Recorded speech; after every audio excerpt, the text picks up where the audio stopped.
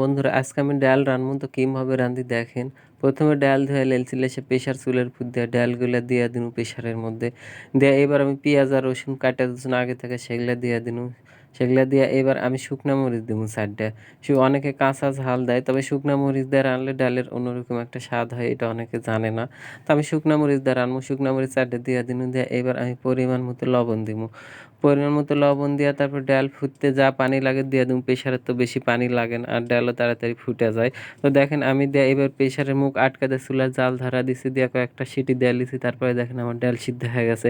এইবার আমি ডালের উপরে সামান্য হলুদ দিব। হলুদ দিয়ে তারপরে দেখেন এইভাবে ঘুটনি দিয়ে একবারে ঘুটে নিবো, যাতে যে যা যা উপকরণ দেওয়া আছে শুকনো মরিচের থেকে শুরু করে সবগুলা যেন একেবারে গলে যায়।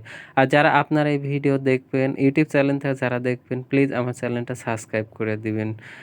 আর যারা আমার পেজ থেকে দেখবেন, প্লিজ আমার পেজটা ফলো করে দিবেন। তো দেখেন আমার ডাল ঘোটা হয়ে গেছে। ডাল ঘোটা হয়ে গেছে, এবার আমি আবারও পানি দিয়ে দিন, ডালের যা পানি লাগে দিয়া তারপরে ঘুলা দিয়া তারপরে চুলাতে আমি জাল ধরায় দিছি। জাল ধরা দেওয়ার পরে দেখেন আমার বলক উঠে গেছে। আমি এদিকে আগে থেকে তেঁতুল ভিজায়া তেঁতুল চিপা গুলা পানি থুয়া দিছিনু। দেখেন সেই পানি এবার আমি ডালের মধ্যে দিয়া দিনু। এইভাবে তেঁতুলগুলা পানি দিলে ডালের অন্যরকম একটা স্বাদ হয়, ভালো লাগে। তো দিয়ে আবারও আমার বলক তুলে লওয়া লাগবে। দেখেন আমার বলক আবারও উঠে গেছে। এবার আমি আগে থেকে পেঁয়াজ, রসুন, শুকনা ঝাল এগুলা কুচি করে থিয়া দিছিনু, সেটা দিয়ে তেল দিমু। তো দেখেন চুলার উপর ডাল নামায় কয়টা আরেকটা দিয়া দিনু।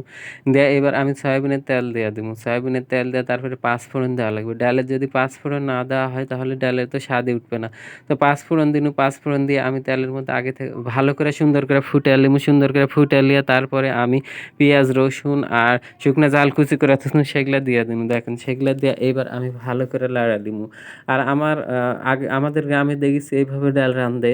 আর ডালের এটি একটা কাজ আছে, যখন হলো এগুলা লাল লাল হয়ে আসবে, এক ডাবু ডাল দেওয়া লাগবে, দিয়ে সাথে সাথে ঝাঁপা দেওয়া লাগবে। আগেকার মানুষেরা বলিত হলো এইভাবে যদি ডাল না ঝাঁকা হয় তাহলে ডালের ছান পাওয়া যায়। দেখেন আমি এক ডাবু ডাল দিয়ে ঝাঁপা দিছিনু, দিয়ে তারপরে আবারও ডাল দিনু।